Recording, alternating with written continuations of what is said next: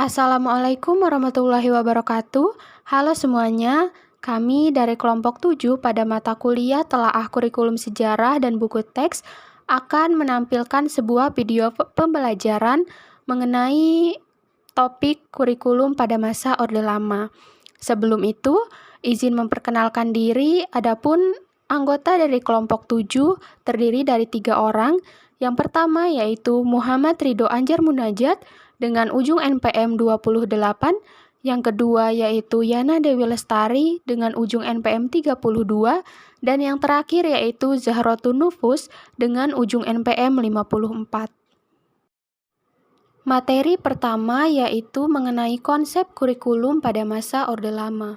Secara umum, pendidikan Orde Lama sebagai wujud interpretasi pasca kemerdekaan di bawah kendali kekuasaan Presiden Soekarno cukup memberikan ruang bebas terhadap pendidikan, di mana tidak ada lagi halangan ekonomis yang merintangi seseorang untuk belajar di sekolah. Hal ini dikarenakan diskriminasi dianggap sebagai tindakan kolonialisme pada saat itu. Berlanjut ke materi kedua, yakni mengenai pelaksanaan dan perkembangan kurikulum pada masa Orde Lama. Kurikulum pada masa Orde Lama ini terbagi dalam 3 tahap. Yang pertama yaitu Kurikulum 1947 atau yang dikenal dengan Rencana Pelajaran 1947. Rencana Pelajaran 1947 sebagai pengganti sistem pendidikan kolonial Belanda dan kurikulum tujuannya tidak menekankan pada pikiran, tetapi lebih mengutamakan pada pendidikan watak, kesadaran bernegara, dan bermasyarakat. Hal ini terjadi karena negara Indonesia baru merdeka pada saat itu, sehingga proses pendidikan lebih ditekankan untuk mewujudkan manusia yang cinta negara agar menjadi berdaulat dan tumbuh kesadaran berbangsa dan bernegara. Kurikulum yang kedua yaitu Kurikulum 1954 atau yang dikenal dengan Rencana Pelajaran Terurai 1952.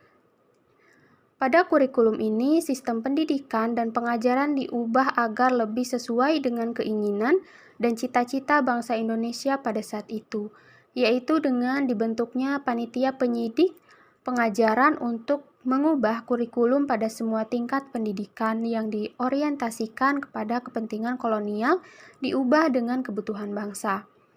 Tingkat pendidikan yang harus memperhatikan beberapa hal berikut, yaitu sebutkan pikiran harus dikurangi, isi pelajaran harus dihubungkan pada kesenian, pendidikan watak, pendidikan jasmani, serta kewarganegaraan dan masyarakat. Dan kurikulum yang ketiga yaitu Kurikulum 1964 atau dikenal dengan Rencana Pendidikan 1964. Penyelenggaraan pendidikan dengan kurikulum 1964 mengubah penilaian di rapor bagi kelas 1 dan kelas 2 yang awalnya berupa skor antara 10 sampai 100 menjadi huruf A, B, C, dan D. Kurikulum 1964 ini bersifat separate, subjek kurikulum, yang memisahkan mata pelajaran berdasarkan 5 kelompok bidang studi, atau dikenal dengan Pancawardhana.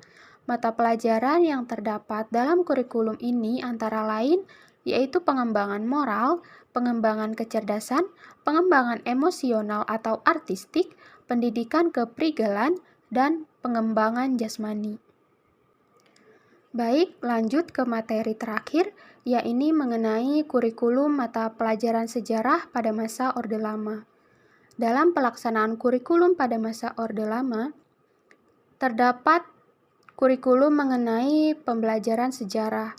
Pembelajaran sejarah merupakan salah satu pembelajaran yang sangat strategis dalam melegalkan dan cukup efektif untuk mendukung program pemerintah.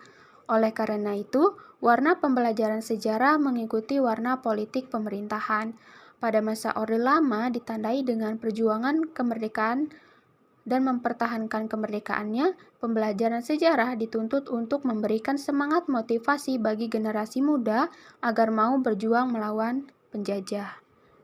Kesimpulan dari pemaparan materi mengenai kurikulum pada masa Orde Baru yaitu Filosofi kurikulum masa awal kemerdekaan lebih berorientasi pada penanaman sikap dan semangat patriotisme yang bertujuan untuk mengobarkan semangat kemerdekaan dan komitmen sikap yang selalu mengutamakan persatuan serta kesatuan bangsa Indonesia di atas kepentingan pribadi, kelompok, dan golongan.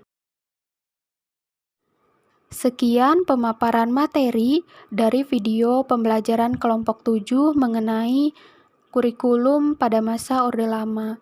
Kami harapkan video ini dapat bermanfaat bagi semua pihak dan dapat digunakan sebagaimana mestinya. Sekian, wassalamualaikum warahmatullahi wabarakatuh.